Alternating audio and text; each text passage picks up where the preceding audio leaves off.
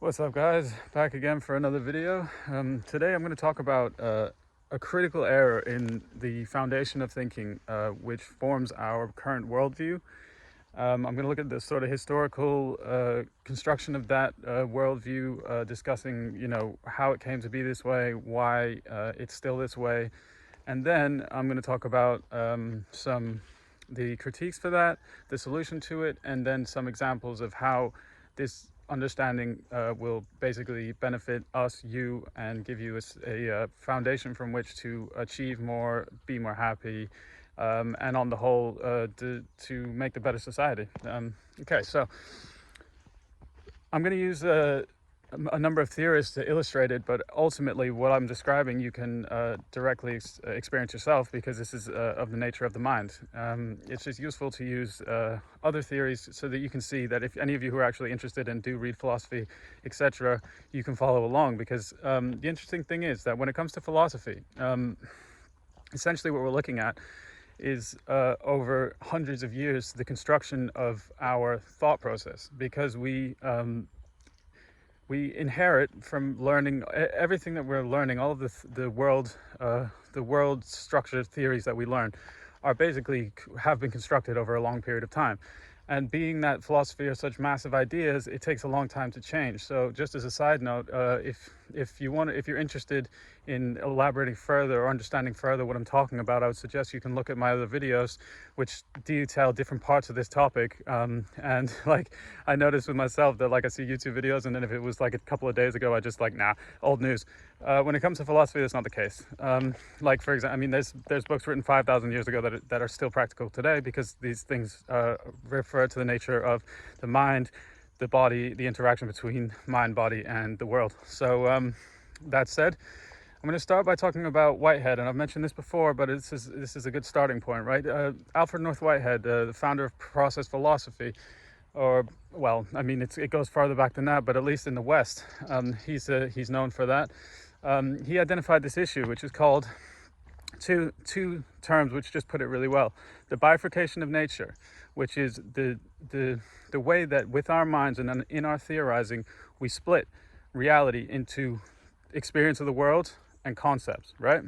And the fallacy of misplaced concreteness, which means we place the emphasis of truth on the concept over the actual experience of the world. This is a logical problem, right? And it goes back to, I'm going to explain the history, right? So it goes back to before I mentioned with theories of truth, when the scientific revolution happened, and they were starting to use the scientific method, and David Hume came and said, hey, wait, actually, if you're really accurate and you look at the nature of reality, then there's nothing in reality that gives you the certainty to say that just because something happened once, it's going to happen again. And this is a big problem, because the whole point is that this enterprise, the scientific endeavor, has been to try and get at some truth that's transcended and that can be said to be this case. So you use the method of seeing what recurs, but there's no actual evidence in nature that can be quantifiable that gives you the certainty that things are going to happen again. So at that point, there was a big problem, and there was sort of like a mass stress about it in the philosophical community.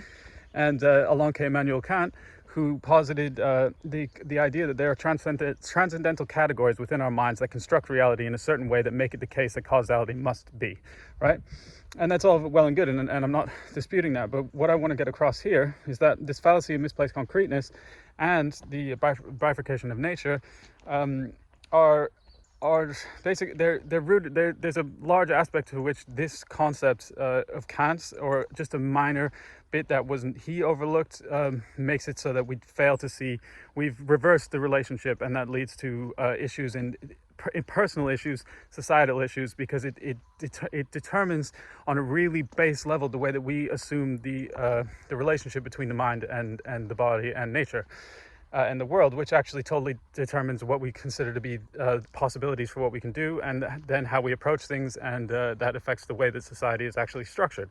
So Immanuel Kant put in these transcendental categories. I'm not going to get into it, but I mean, you can look into it. Lawrence Cahoon's History of Philosophy lectures are free online, and basically it's an incredible set of 36 lectures, half an hour each, 18 hours of basically the whole history of Western thinking that will give you an insanely good picture of what I'm talking about now. But Immanuel Kant posited that two of the categories, right, are time and space. But what Bergson, who I've been talking about a lot, pointed out is that actually it's a slight error in the way that the way that he describes time is actually it's just an abstraction of space. But that's very abstract. But the point is this: that time itself has the measure of motion, transformation, whereas space doesn't. Space is the field in which things transform, and time is the mechanism by which they transform. Now that's again very abstract, but listen, think about this. Okay. The primary field is time, the transforming time field. The secondary field is we then isolate in space in our minds, through mental space, to isolate different bits, and then we observe them and we manipulate them, and these are concepts, right? So the concepts are the secondary principle, the secondary thing. The real reality is the transforming experience of nature. In that experience of nature, there's the direct experience contains within it not just quantitative aspects. There are many dimensions of qualitative experience which are accessible to our intuition, right? So this is the difference between intellect and intuition. Intuition is a temporal thing. If you think about, the only way to construct concepts is to have abstract from experiences already observed. So concepts, ideas, numbers, all this stuff deals with the past, in the sense that it's required that you have the experience, the moving image of eternity, being the present moment in time, has to pass through a certain point, and then we retrospectively apply all these things to it, and we see how they interact, and we play around with them. The actual the intuition is the primary function that actually grasps time in its motion, and it actually reaches into the future. The future is a set of possibilities, right? It's a set of possible outcomes. Those we have access to directly to the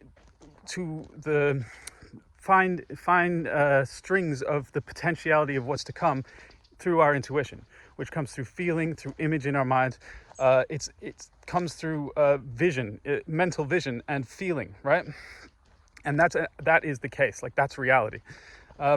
Due to this sort of bifurcation of nature and this aspect that we have, where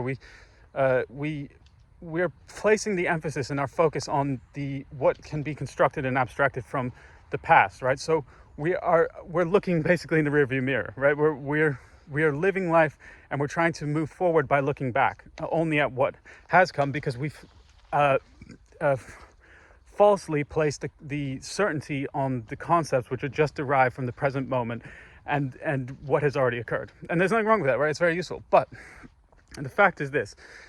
This creates all these issues with things like determinism and many other logical problems, which to direct experience, the irony of this stuff is that the people who understand best intuition and live by intuition are very, very, very often not involved at all in the sort of like intellectual engagements. They're usually pretty damn successful at life and doing what they want and constructing the world, the life that they want.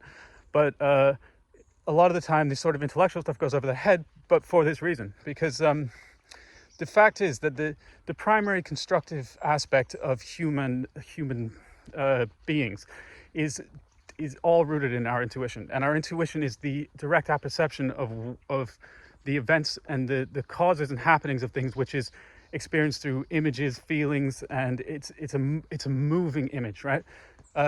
It's interesting, right? Think about this is an issue of language, but ancient Greek language, which is the root source of so much of our like incredible theories that we basically are still building off of, all the nouns in that language were based off verbs. So they intrinsically had this understanding of time as emotion. This is what we're getting to, and this is actually what's happening. It's interesting because right now this is the false application of concept, or the overemphasis on fixed concepts affects our understanding of causality, right? Because causality is a temporal thing. The intuition perceives time. Time is a temporal transformative thing. the nature is that it's unfixed. That's just literally its nature. Which means that when we use fixed ideas to try and to understand causality, we basically get a very, very limited understanding. However, the new understanding of complexity theory, emergence, and systems thinking, systems theories, this basically is a very interesting example of how, by using computers, which have allowed this really high level of calculation of nonlinear functions, the people observed the patterns that were created by modeling different phenomena using mathematics, and saw to the intuition realized by looking over a much larger scales of time, by using computers, have realized that causality is not as simple as A equals B. It's multifarious. There's many aspects. It's complex, and things emerge out of complexity. And that is very much the nature of our lives, okay? So let's bring this to a practical point. We're limited. On the whole, this way of thinking limits us because when we think about something we want to do, when we think about the way we want our lives to be, we get caught up in looking to theories, or looking to ideas, or looking to and because of the way that our theories work in this language at this point, we get all these fixed ideas about things, and then we think things are impossible. We think, oh, I'm in this place. We apply all these meanings that are irrelevant or unnecessary or just limiting, because the